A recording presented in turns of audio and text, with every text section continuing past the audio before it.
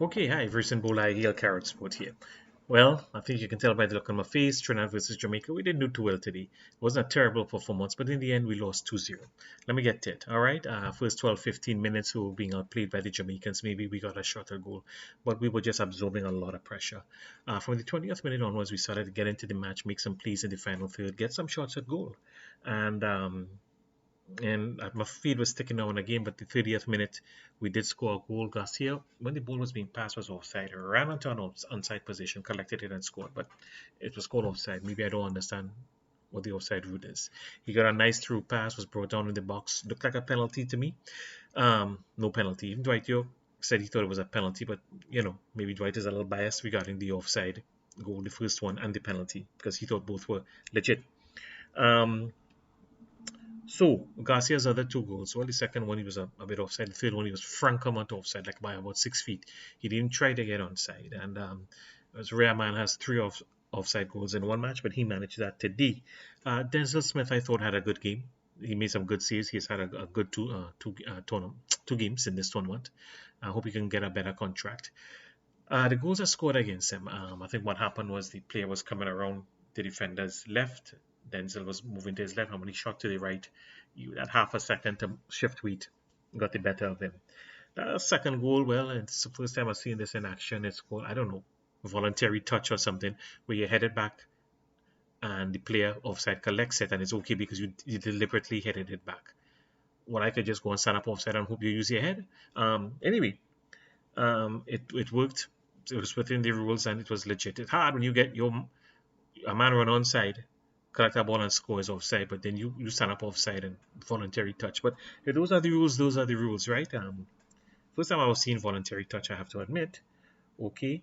Um, I thought Yeats was quietly effective in this game. Sometimes you don't even notice a guy, and you have to go back and watch and see what he did well. And if you, for example, when Garcia scored the first goal, it was a pass from Yeats. When he got brought down in the box, it was a through pass from Yeats. When he scored the second offside goal, it was a pass from Yeats. So Yeats was doing something. He was doing his job as a midfielder. I guess I'm accustomed to Trinidad guys are more spectacular beatsmen, spray passes here and there, but we don't have those fellas much these days. Muckett is not on the side, and whatever, whoever else could do it is not there for whatever reason. Um, so it's not a nice thing. We weren't completely outplayed in our matches, and first two matches we have 1 point. But it's mathematically possible. We can still do this. We have two matches against Bermuda and a home game against Jamaica. If we win this, yeah, and at least draw in Curacao, we got a shot. Even if we don't draw in Curacao, we lose, but we have to assume everybody will beat Bermuda. And, we have to assume that we will beat Bermuda and win against Jamaica at home. If we can do that, and the Curacao, the Dutchmen lose against Jamaica, then we got a shot at that second spot for sure. And it is not impossible. But you saw Curacao catch tail with Bermuda today. I don't know how. I'll have to go and watch that match, but Curacao was leading 2-0 after 26 minutes, and bam bam, Bermuda comes back. It's 2-1 in the first half. They lose 3-2. I didn't think they had that in them.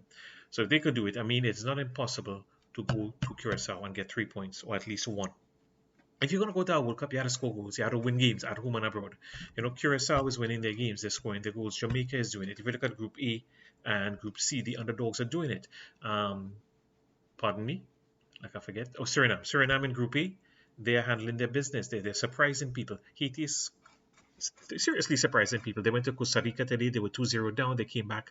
They drew the match. They were leading 3-2 and drew 3-all in Costa Rica. When was the last time a Caribbean team went to Costa Rica and scored 3 goals in a World Cup qualifier? Sorry, what the hell is this one? To be continued. Lord knows if I have the technical skills to edit that out. Apparently, I'm disturbing people with my sound. Okay, yeah, when you do have studio and things, that's how it is. So, what I'm trying to say is those other teams are performing. They're not following the scripts. The underdogs are not following the script. And if you look at Group A and Group C, second spot is wide open. Even first spot, the favorites are struggling right now. The only group where people seem to be following the script is us. Curacao was the favorites over us to get second spot, and right now they're doing that. So as I said, mathematically, we can get this done, but we made it hard for ourselves. We should have had 3 points in Trinidad and Tobago, but we're gonna have to to handle Bermuda, handle Jamaica at home, and try to get at least a point in Curacao. And then it's on to the intercontinental playoffs. Lord have mercy. Some people have been talking about Arajo Wilson, Justin Wilson, and Malik Khan as possible players. Wilson is a forward, Malik Khan is a midfielder. Well, let me see. Wilson is in, I believe, Czech Republic. He's playing second-tier football. He scored in his last match. I don't see much of him on YouTube, so I don't know. I know from the TTPFL, he played well. He had a sweet left foot. After that, I just don't know. Malik Khan looking good. He plays first division in Slovakia. His team is presently second in the league. Early days yet, only 6 games played, but he's doing well. I don't know. For a few times I saw Malik for Trinidad. I was not overly impressed, but that doesn't mean he's not a good player. It doesn't mean he's not playing well now. I guess Dwight Yorke will have to make that decision. I'm going to call off 2 names that may surprise people. For the midfield position, I feel like call Bertrand Figuera for presence. Nice, talented guy. He's about 32, 33, but he's a nice, skillful midfielder. I don't expect him to get called up, but he's a nice guy to look at. And certainly to play on the wings or up front, Shaquille Bertrand. He's a big, strong, skillful guy. Nobody will push him around. He's got good skills. You put him up front with Levi Garcia, with Spicer and Dante Sealy to feed them. That would be something interesting to look at. He was in the original 35. He has not been included in the final 23 and so on. But that's what I would have said, right? Who am I? Another man going forward for the Curacao games, for the Jamaica games and Bermuda, I'd like to see is Real Gil. We do not have enough flair and innovation and problems with the defense up front.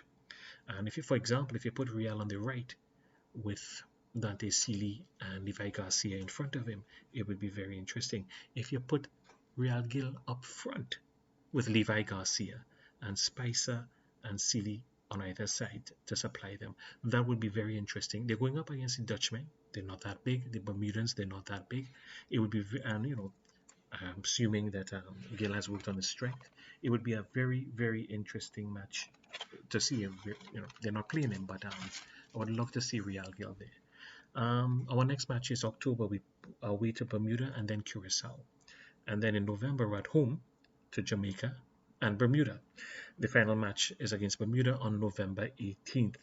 It's going to be interesting. So to summarize, life is tough. Sorry for the telephone interruption. It's very late here, 3:20 in the morning. What are you going to do? But mathematically, we're in this. We still have a shot. We have not been outplayed. But this was the story of Trinidad and Tobago football during the 90s. We played some magnificent football with very talented men. Couldn't even make the hex. No point saying you played well and you weren't outplayed, but you're not getting the job done, and other people are doing it. Curacao is doing it. Jamaica is doing it. Over in Group A, Suriname is doing it. Over in Group C, Haiti is certainly doing it. Haiti has some nice men up front causing problems for the defense. So, wishing our Warriors the best. With the grandfather law, I hope kicking in very soon. Maybe we can get some other individuals in. If we make the intercontinental playoff, it won't be until March. It'll be very tough with the kind of team we have to play against the playoff guys from the other zones. But it'll give us time to get some other players, and we certainly need some other players. Bear in mind that for the next 2 matches, we should have Payne from Holland, we should have Alvin Jones, we should have Molino again, and Phillips will be back. And I'm very, very curious to see what Payne brings to the Trinidad and Tobago team. So at the end of the day, tough luck. I get in both for waking up people in the house. It's been a tough day. November 19th is my birthday. November 19th. So November 18th would be nice if we did something. God bless Dwight Yorke. God bless the Soca Warriors. I wish them the best in October and November. Keep the faith. All right.